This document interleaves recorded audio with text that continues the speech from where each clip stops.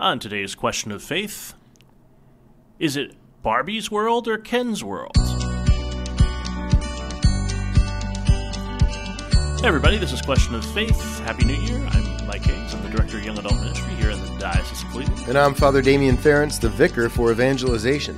And I'm Maria Wancata, Marriage and Family Ministry Specialist. So Golden Globes, Barbie. Hey, Barbie won. I couldn't believe it. It was great. No, I've been a little late to the game on the Barbie movie. I actually watched it last night before we recorded this. But you two had watched a while ago, and you guys did something this weekend with this movie, right? Indeed. We did. When did you see the film? And did you see it with your daughter or what? We watched it as a family after Christmas, before Christmas, sometime during Christmas break. Okay. I waited till it got to Amazon Prime. Yeah, okay. Same. Well, Mary Fugate went to see it with her husband, and I remember she told me about it, and she's like, you have to go see it. So I went to see it by myself. I did not wear pink.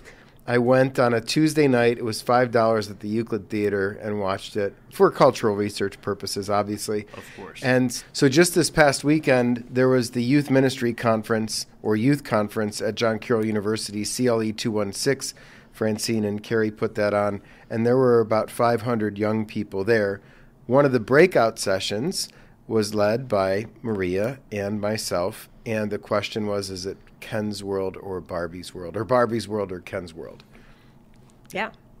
And in the movie, it's portrayed different ways. In Barbie Land, it's Barbie's world, but then when they, for reasons, they have to travel to the real world where Ken sees that it's Ken's world, or it's perceived to be Ken's world, a man's world. Yeah, exactly. And then Ken gets back into Barbie's world, and things are all messed up, right? You know, he's like, wait a minute, what happened here? You know? Yep. What does he make the Barbie dollhouse, like his Dojo Man house or something? The Dojo Mojo. Casa House. Casa House. Casa That's House, right. yeah. So what's great about the film is it puts on display this tension between men and women, and there's this fight. Is it who should run the world, the patriarchy or the matriarchy? And I think Greta Gerwig, who's the director of the film, and she's the one who wrote the film, too. She also did Lady Bird and Little Women. Yes. She's not Catholic, but she went to all-girls Catholic high school, which shows up in Lady Bird, which I think is even better than the Barbie film. Yes, that's a great movie. But what it does is it presents an unresolved dilemma that neither one of those situations works well. So when it's simply Barbie world, it's fake. Right? Mm-hmm. So she doesn't take a real shower. She walks on her toes. It's not how real women operate. Right. The food and drink aren't real. Right. All those things. There's no sort of semblance of real humanity in it, right? Correct. Every day is perfect. Every day is perfect. Mm-hmm. Until it's not. Until she has the existential crisis and starts to ask the question about death, Yes. right? And then they make their way into the real world, and that's run by men, and at least Ken says, oh, I've got to have a horse, and I've got to do all these things that he presumes are the masculine things to do. But what Maria and I tried to show was that from the beginning it was not so, and we reviewed the Genesis creation stories of Genesis 1 and 2, and then the fall, but showed that from the beginning that men and women were created in God's image and likeness, and male and female, he created them. So we're meant to work together, that it's men and women working together in this world that God has created for us, and we are made in his image and likeness, and when we are able to complement each other in our bodiliness and in our humanity, that we actually find ourselves flourishing. And you may say, listener, well, of course, that's obvious. But it wasn't as obvious as you would think. I mean, Maria, share the little anecdote that you shared with me earlier this morning about the one teen after. So we went through in the breakout Ken's desire to be with Barbie, like he says at the end of the movie, but it's Barbie and Ken. I was created for you. So we teased that out, but also showed how Ken didn't know himself. He didn't know his identity, and he needs to know that before he can enter into a relationship, before he can truly love someone. And so we kind of set this up with the teens. We talked through that, and I even gave an example of how, like, growing up most of my life, my friends were guys. I preferred to go play sport. You wouldn't have guessed that, huh? Yeah. And so a girl after one of the sessions came up, and she's like, do you really think boys and girls can be friends? Can be just friends? The perennial question. Yeah. Yeah. And I think if you truly understand how we can complement each other, and through your own experiences, you can live that out. It's not easy, and maybe at some point someone falls for the other, but if you can kind of push through that and you truly love and respect someone, you can, and it's not always going to be perfect, but... Yeah. And people who have experienced hurt in their fallenness may be very hesitant to trust that that's even possible. But one of the examples that I gave, and Maria actually did a lot with biology and was showing the distinctions between men and women, that we are different, but that our differences complement each other. And she was even talking about that in terms of senses, that women have like a more sensitive ear even than most men, generally speaking. These aren't like blanket statements, but the example she gave, I was in her office a couple weeks ago. We were talking about something else, and she's facing me, and I see her phone like turning red, and I just see her turn around and look at her phone. I'm like, how did you know your phone was ringing? She's like, I heard it. I'm like, how did you hear that?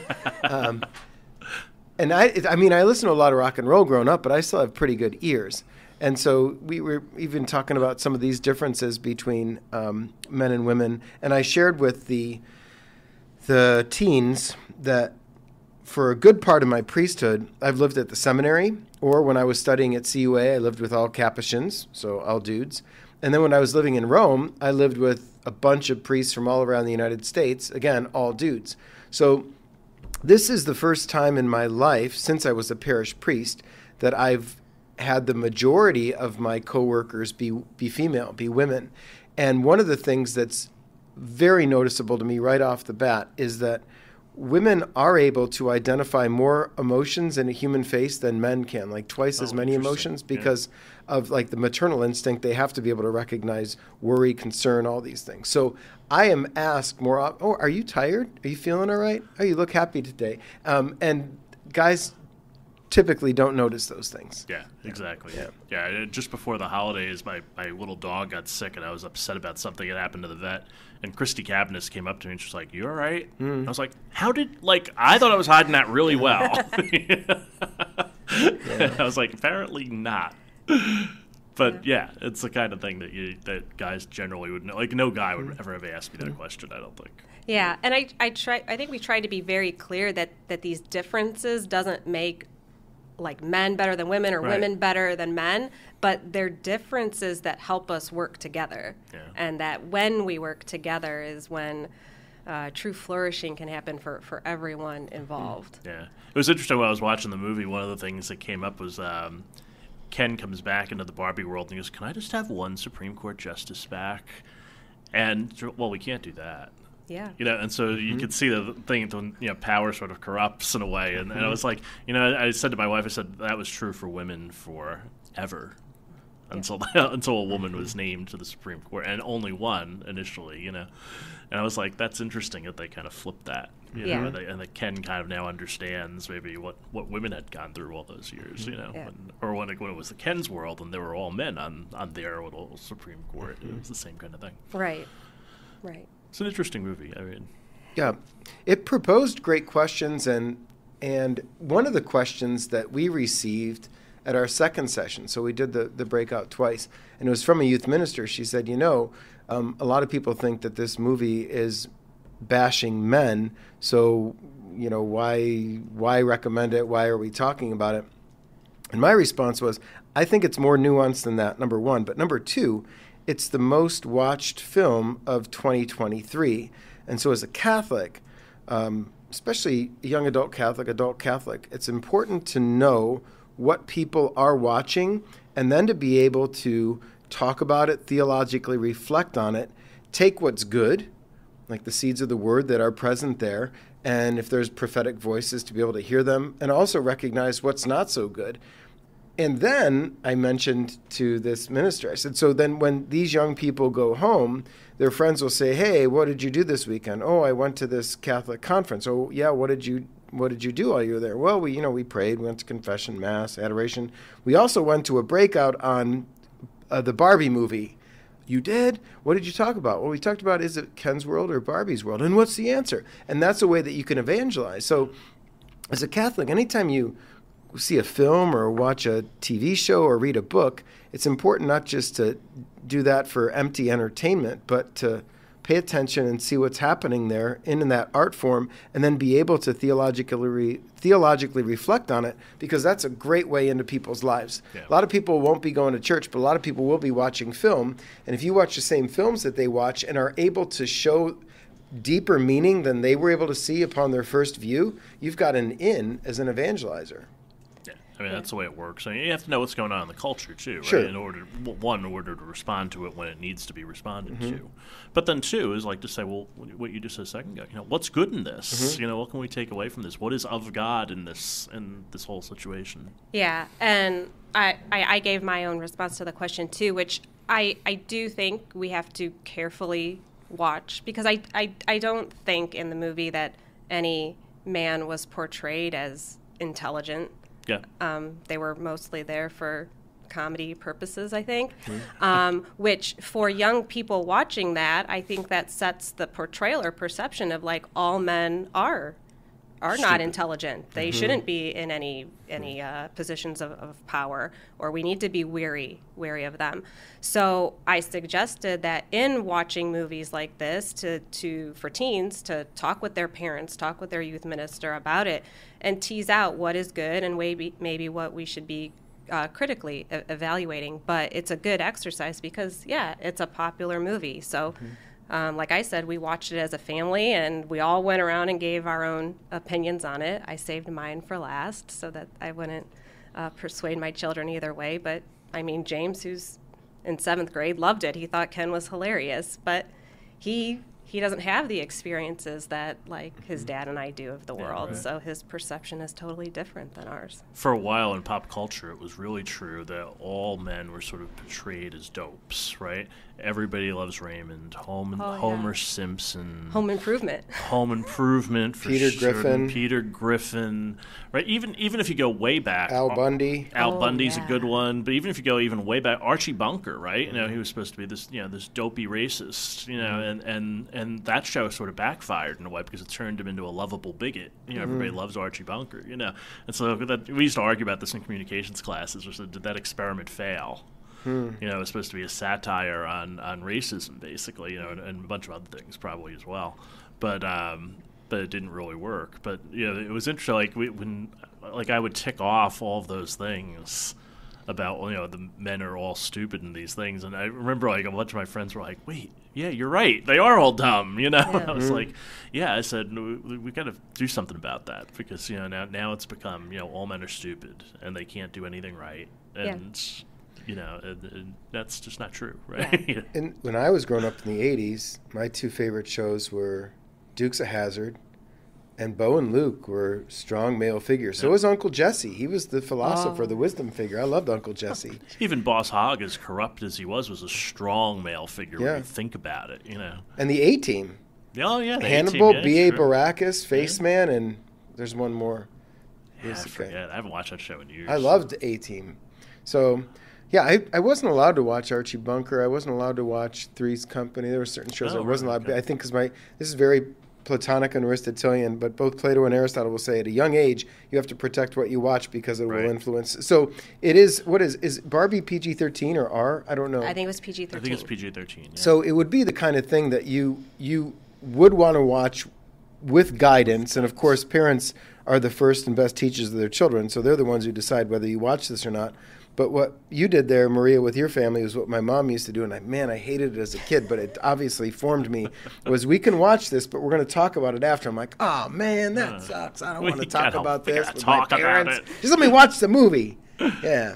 We do that. I do that. My daughter probably hates it. There's shows that we watch together, and I'll point out, be like, no, that's not something that we believe in or anything. Yeah. She's like, oh, really? What? Sometimes she asks me why. Sometimes she's like, okay, Mom. But yeah. Yeah, rolls her eyes. Yeah. I remember watching The Jerk with Steve Martin. Oh, that's a great movie. My mom hated it because I love the part in The Jerk where the guy he's leaving. He's going to go away. He goes, and I don't need anything else except this pen. Yeah. And I need my pen and this knapsack, and that's all I need. I don't need anything else except this pen and this knapsack and these juicy fruits, or whatever. Yeah. He was making up all that. He just keeps adding things onto it. I was like, it's like the Camino, right? You throw stuff away as you go all the time because you can't carry it anymore, and then you realize you don't really need that, Because he becomes a hoarder at that point because he doesn't want to let go of things. There's also another funny scene in that film when the guy looks him up anonymously or randomly in the phone book and finds Navin Johnson. He starts shooting. He goes, he hates these cans, and he doesn't realize that he's shooting him. That's a great. I haven't watched that in a while. Yeah, me either. I might go and watch that tonight. Yeah. It's funny. So it's good. Yeah. So congratulations to Barbie and the Golden Globe. Yeah. Good for them. And check it out. It's on Amazon Prime now for a small fee. Yeah. Probably come somewhere else for not a small fee soon, but. But it was good. It was worth my Amazon money. I had some Amazon money left. I love that. Margo Robbie's great. I really liked her in I, Tonya. Yeah, she was great excellent movie. In there. Yeah. And on my way home, on my vacation, I rewatched Once Upon a Time in Hollywood, and she's in there. She plays Heather Tate. Is that who it was? I didn't see that movie. It's Brad Pitt and DiCaprio. It's a Quentin Tarantino film, so it's a little bloody, but I think she's a great actor. Yeah. Yeah, if it's violent, it's usually not on my house. So, I like the Coen brothers and Tarantino. I like the Coen brothers also, but my wife does not. So I have to watch those things by myself, and I have limited time to do those things. That's funny. Movies, always good. All right, so let's take a little church search, and we'll also do a little plug here. Sister Jane Nesmith in the Office of Black Catholics. Martin Luther King Day is coming up, and so it's a big weekend. And so out at St. Dominic's Church on Saturday the 13th, Father Judy from the Archdiocese of Louisville, Kentucky, is going to celebrate 5 p.m. Mass with Father Tom Fanta, who's the pastor there. He's going to speak on the impact of Martin Luther King Jr. in the black community. And following Mass, there'll be a shared meal in the school.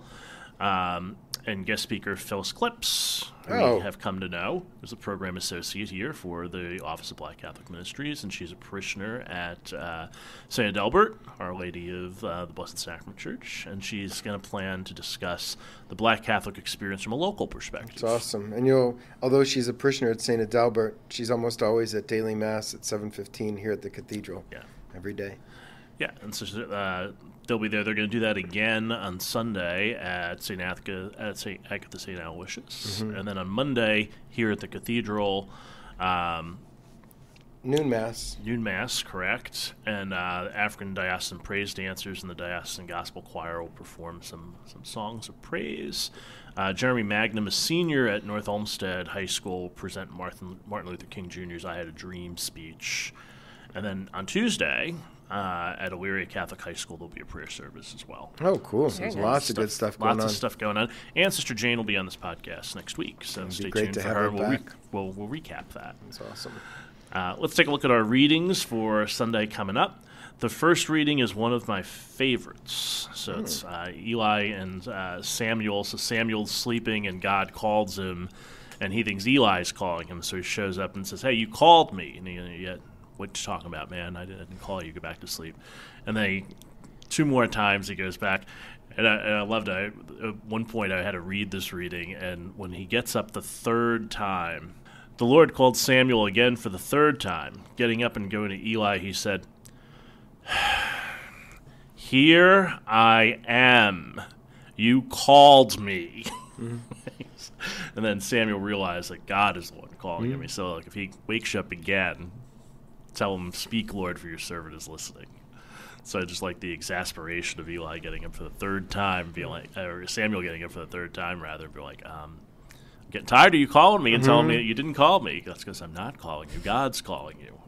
And our lives are sometimes like that too. We think someone else is calling us, but it's God that's calling us. Yeah, I think it shows also. I like this reading as well. I think it shows God's pursuit for us. Yeah, right. He will continue to call us until we're ready.